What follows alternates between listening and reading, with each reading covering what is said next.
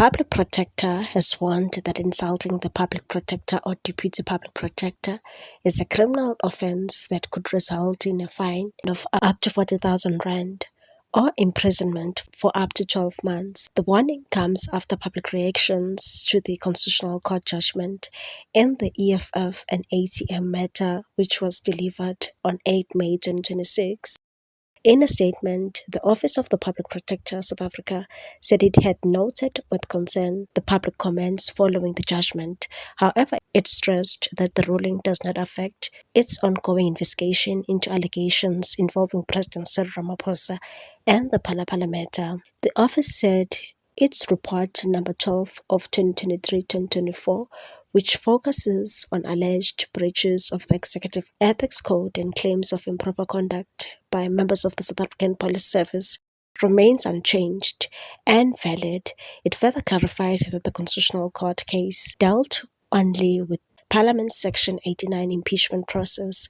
This included the constitutionality of National Assembly Rule 1291 and Parliament's December 2022 decision not to refer an independent panel report to an impeachment committee. According to the Public Protector's Office, it was neither involved in the parliamentary process nor a party to the Constitutional Court proceedings. The institution emphasized that the judgment neither reviewed nor overturned the Public Protector's report and made no findings regarding its investigation, conclusions, or remedial actions. It added that the Constitutional Court process and the Public Protector's investigation are separate legal matters and should not be confused with one another. The statement reads as follows: Constitutional Court judgment on National Assembly impeachment process. The Public Protector South Africa has noted with concern the public comments deriving from the Constitutional Court judgment in EFF and another versus Speaker of the National Assembly and others delivered on 8 May 2026. The Constitutional Court judgment has no bearing on the Public Protector's Report number 12 of 2023/2024, which is an investigation into allegations of violations of the Executive Ethics Code against the President of the Republic of South Africa, as well as the allegations of improper conduct against members of the South African Police Service in terms of the Public Protector Act in connection with the housebreaking that took place on or about 9 February 2020 at Phala Farm in Waterberg, Limpopo. The Constitutional Court case dealt solely with the constitutionality of Parliament's Section 89 process. It looked at whether a specific National Assembly Rule 129 is constitutional and whether Parliament's decision on 13 December 2022 not to refer the Section 89 independent panel's report to an impeachment committee was lawful. The PPSA was neither a participant in the parliamentary process nor a party to the Constitutional Court case. Importantly, the 8 May Constitutional Court judgment does not assess or overturn the Public Protector's report. It makes no findings on the issues investigated by the Public Protector and does not engage with Public Protector's conclusions or remedial action. The actions following from the two processes are different. The Public Protector's report must undergo a judicial review process for the report to be impacted. The review process is awaiting a date from the North Gauteng High Court, and the Constitutional Court's order directs Parliament to refer the panel report to an impeachment committee. These are separate legal processes operating in different areas, and they do not conflict with one another. The PPSA takes this opportunity to remind members of the public that insulting the Public Protector or the Deputy Public Protector constitutes a criminal offence in terms of Section 9A of the Public Protector Act. Any person convicted of this offence may be liable, in terms of Section 11 of the Act, to a fine not exceeding 40,000 rand or to be imprisonment for a period not exceeding 12 months or to both such fine and imprisonment.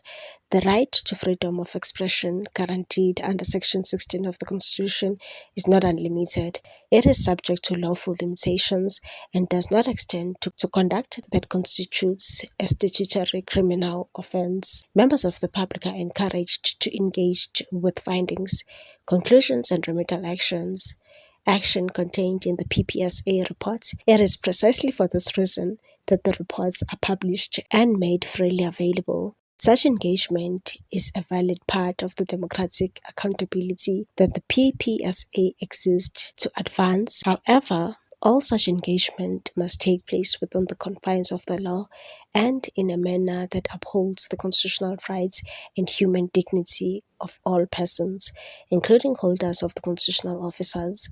The PPSA remains committed to its constitutional mandate to investigate improper conduct in state affairs, to report thereon, and to take appropriate remedial action independently, importantly, and without fear, favor, or prejudice. People have reacted strongly to the statement from the Office of the Public Protector, saying they will not be intimidated.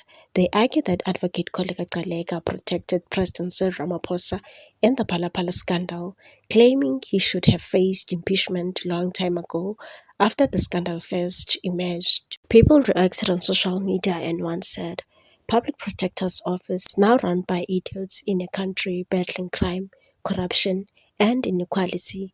Public institutions should strengthen freedom of expression, not create fear around criticism. South Africans have a right to question public officials. Koleka Gcaleka is a fool. Another one stated, Public Protector must think this is Zimbabwe. Another one stated, the Office of the Public Protector, a place where careers go to die. When you get appointed here, you become a pawn in the political chessboard. Another one stated, insulting the Public Protector is a crime. Ningasijwayeli kabi nina. Uma ubheda uyabheda. Another one said, that part about reminding members of the public against insulting the Public Protector and the harsh consequences for such conduct is most unfortunate. It seriously undermines what is an otherwise measured and probably necessary intervention. Hell, I'm now even thinking it may be wise to move for an amendment of the law with respect to that criminalization, because what kind of thin-skinnedness is this? Do better, compatriots. Another one commented and said, Gosh, the Public Protector is threatening the public she must be protecting. Someone also stated, threatening the public with arrest, 40k fine, or 12 months jail for insulting the Public Protector is a dangerous overreach. South Africans have a constitutional right to criticize public officials, including the Public Protector.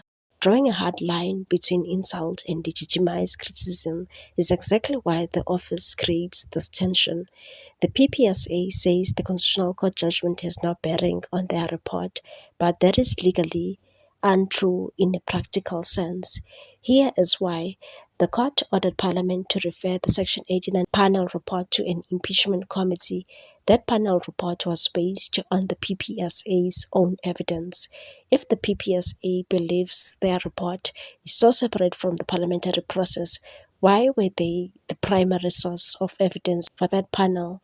Telling the public to shut up or face fines while your own report sits under a multi-year judicial review with no date set does not look like accountability.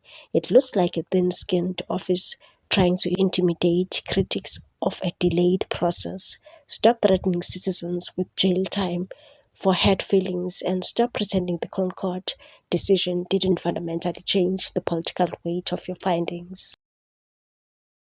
What's your take on this one, people? Thanks for watching. Please subscribe for more news.